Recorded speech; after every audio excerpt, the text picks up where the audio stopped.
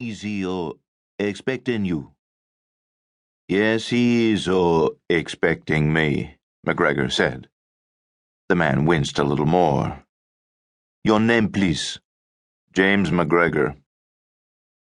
The clerk picked up the telephone, dialed, and spoke quietly for a moment before hanging up. He was clearly displeased, but managed to say, Take the elevator to the right. Room 423. McGregor nodded and said nothing. Despite the early hour, Arthur Wayne was up and dressed, sitting at a small table on which breakfast had been laid out. He was a lean man in his middle 50s with a severe face and gray, cold eyes. Despite the casual resort atmosphere, he wore a three-piece pinstripe suit.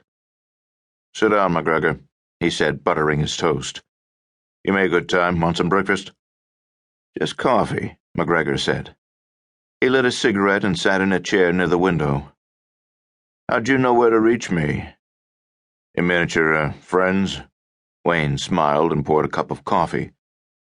We have our ways. I didn't really think you'd be here so fast, though. I told you, 8:30. Yes, but we called it 6, and it's 4 hours from Kingston to Ocho. Not the way I'd do it. Clearly, Wayne said. Clearly. He bit into the toast and glanced over at McGregor. A businessman's glance, steady, appraising. You're older than I expected. So are you. How old are you, anyway? He set down his toast and started on the scrambled eggs. Tell me a little about yourself. There's not much to tell, McGregor said. I'm a diver. I'm 39. I've lived in Kingston 14 years. Before that, I did salvage work out of New York and Miami. It didn't pay, and I hated it, so I came down here. And before New York? I was in the Pacific, clearing beaches for the Marines. Wayne chewed his eggs. What was that like? Like a bad dream. McGregor puffed on the cigarette and stared out of the window. He disliked this part, the early establishment of credentials with the client. You had to put on a good show. He hoped Wayne wouldn't get onto the leg business. I heard you were injured in the war, Wayne said.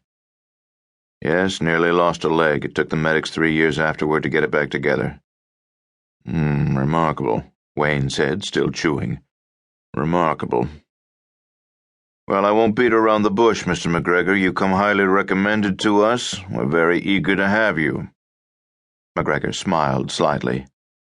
Especially since I'm the only one on the island equipped to do the job? We are more concerned, Wayne said, about finding the right man for the job. But your alternative is flying in a team from Florida or Nassau, and that costs.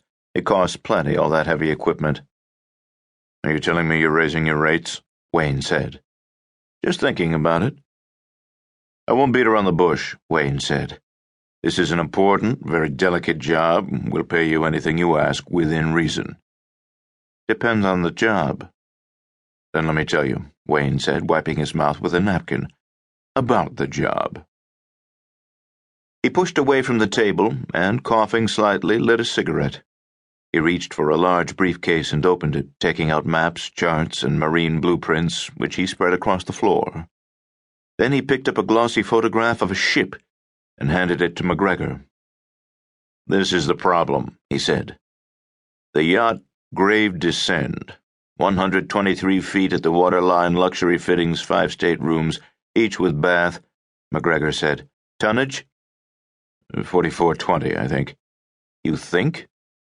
Wayne checked his papers. Yes, 4420. Where did it go down? 5 miles east of here, and 3/4 of a mile offshore, give or take. According to the best estimates, it's about here. He gave McGregor a marine chart. Just outside the outer reefs. There's 2 reefs here, an inner reef of about 20 feet, and an outer reef that falls off to... I know about the reefs, McGregor said. When did it go down? Yesterday.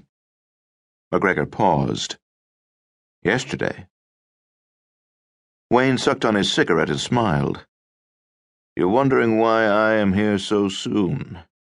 Marine insurance companies aren't usually so punctual in sending a representative.